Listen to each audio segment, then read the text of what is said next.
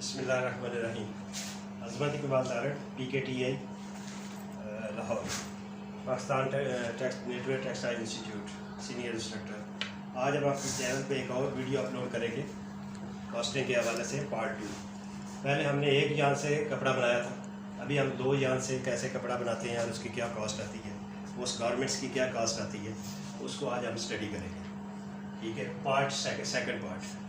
तो इसमें सबसे पहले वही हम सेम तरीके से method is same, only fabric calculation is different because no we have to make another fabric which is in two thread या टू टाइप्स ऑफ यार्न। इसमें यह है कि यार्न जो फेस पे होता है, 2 तरह के यार्न होते हैं, एक फेस पे और दूसरा लूप पे, जो कि बड़ी डिटेल में पहले आप लोगों को मैं बता चुका हूँ। जो फेस का यार्न होता है उसमें अगर हमने कपड़ा बनाना है 80-20 fleece, 2 thread fleece, 280 to 290 GSM, तो उसके लिए हम क्या लेंगे कि यार्न में सबसे पहले फेस पे हम 20 सिंगल लेंगे, फिर उसकी रेशो निकालेंगे। जैसे कपड़ा बनाने के लिए 20 सिंगल की जो रेशो होगी वो 65% होगी और जो लूप की रेशो होगी वो होगी 35%। तो फ्रंट पे हम 20 सिंगल लगाएंगे, बैक पे हम 10 सिंगल लगाएंगे।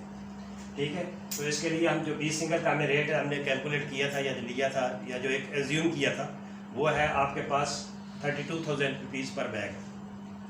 इसकी हम पर केजी निकाली, 32,000 डिवाइडेड बाई 45.36, तो पर केजी हमारे पास आ गया 705 रुपीज़ पर केजी कॉस्ट इसकी। देन इसकी हम रेशो से मल्टीप्लाई करेंगे। इसमें कपड़ा बनाने में 65% जो है आपका जो फ्रंट पे जान लग रहा है उसकी रेशो निकाली, 705 into 65%, तो ये हमारे पास टोटल कॉस्ट आ गई 480 रुपीज़, 458 रुपीज़ पर केजी। इस तरह हम 10 सिंगल की रेशो निकालेंगे। 10 सिंगल यार्न थोड़ा चीप होता है, उसकी वैल्यू अगर होगी 28,000 रुपीज़ पर बैग, तो पर केजी उसी तरीके से निकालेंगे, डिवाइड बाई 45.36 करेंगे और पर केजी हमारे पास कॉस्ट आ जाएगी 617 रुपीज़ पर केजी। दैन इसको हम इसकी परसेंटेज से या जो इसकी रेशो है कपड़ा बनाने में जितना ये लगता है उससे इसको मल्टीप्लाई करेंगे, वो है 35%। 35% को इससे मल्टीप्लाई किया तो 216 रुपीज़ पर केजी इसकी कॉस्ट आई दूसरे धागे की। तो टोटल जो यार्न की कॉस्ट आ गई हमारे पास वो होगी, इन दोनों को ऐडअप किया तो 674 रुपीज़ पर केजी, 674 रुपीज़ पर केजी ये आ गई हमारे पास यार्न की कॉस्ट। अब फिर हम इसको नेक्स्ट स्टेप जो होगा, यार्न आ गया हमारे पास, हम इसको निटिंग पे लेके जाएंगे, निटिंग फैसिलिटी पे। तो निटिंग वाले से जो भी रेट हमारा डिसाइड होगा, जो लेट्स सपोज हम अज्यूम करते हैं 30 रुपीज़ पर केजी, तो उसकी कॉस्ट आ गई 30 रुपीज़। फिर डाइंग में जो हम डाइंग से रेट्स लेंगे उसका वेटेड निकालेंगे, जैसे पहले मैंने बताया था how to calculate the weighted value of the या डाइंग पर केजी। वो हम लेके तो टोटल कलर्स जो हैं उनकी क्वांटिटी लेके उनको आगे उसके रेट से मल्टीप्लाई करके जो आंसर आएगा उसका टोटल करके डिवाइडेड बाई टोटल क्वांटिटी करेंगे तो हमारे पास वेटेड वैल्यू आ जाएगी। उस वेटेड वैल्यू को उस पर डिवाइड करेंगे तो रुपीज़ पर केजी हमारे पास एक वेटेड वैल्यू पर केजी आ जाएगी। नेक्स्ट वो हमारे पास आती है, हमने जो कैलकुलेट की थी वो आती है 300 रुपीज़ पर केजी। तो इसको 300 रुपीज़ और ये सारे वैल्यूज़ को ऐड किया, टोटल वैल्यू आपके पास जो प्राइस बन गई वो बन गई 1004 रुपीज़ पर केजी। ये आ गया आपके पास जहाँ इसकी कपड़ा बनने की कॉस्ट।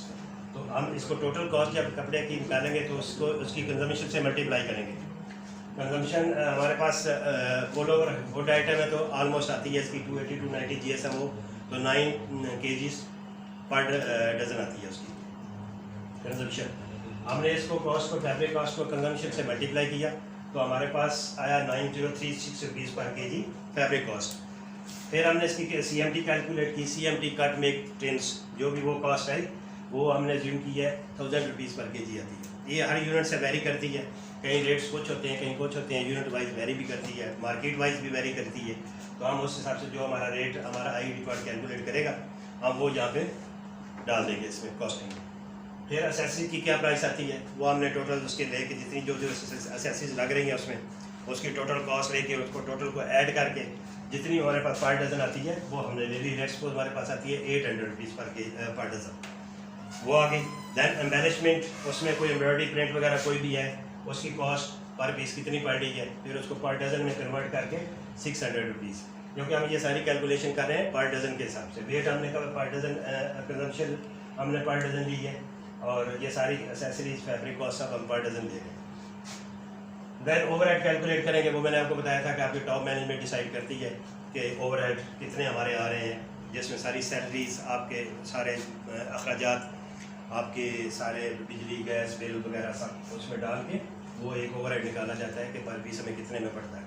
वो उसकी कॉस्ट आ गई, उसको पर डज़न में किया तो 500 रुपीज़ पर डज़न। अगर आप एक एवरेज निकालते हो लमसम में तो उसका ये होता है कि जो आपकी CMT कॉस्ट होती है, दैट्स फॉर CMT कॉस्ट है 1000 रुपीज़, तो हम इसका 50% ले लेते हैं।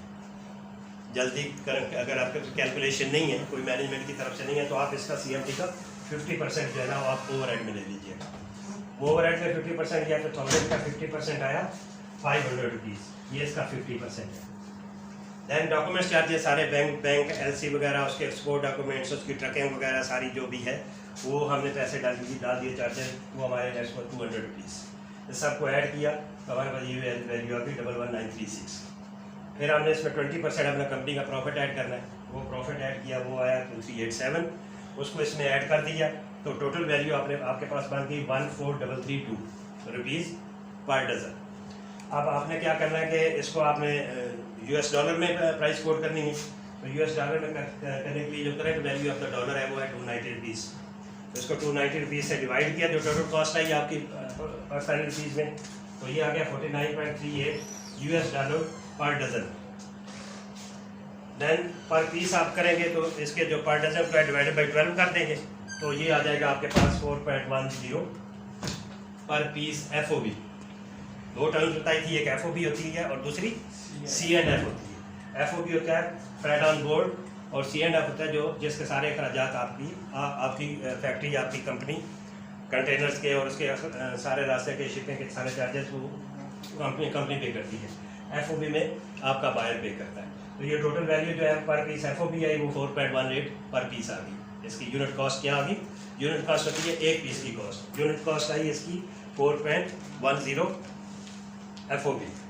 अगर आपने किसी को बीच में कोई एजेंट इन्वॉल्व है, जैसे कि ये बाइंग हाउस वगैरह लेते हैं, तो उनके साथ जितनी आपकी कमीशन सेट हुई है 5% है, या जो भी है वो इस वैल्यू का 5% आप निकाल के वो भी इसमें ऐड कर देंगे, वो उनको प्राइस बायर को कोट कर देंगे। ठीक है। अगर C&F है तो C&F के चार्जेस फिर आपको शिपिंग के और सारे वो चार्जेस कैलकुलेट करने होंगे, वो कैलकुलेट करके इसमें ऐड कर देंगे। मैंने वो जो कैलकुलेट किए हैं वो तकरीबन मैंने 65 सेंट इसमें ऐड किए हैं। 4.10 में 65 सेंट वो ऐड किए तो 4.75 पर पीस C&F यूनिट प्राइस आ गया।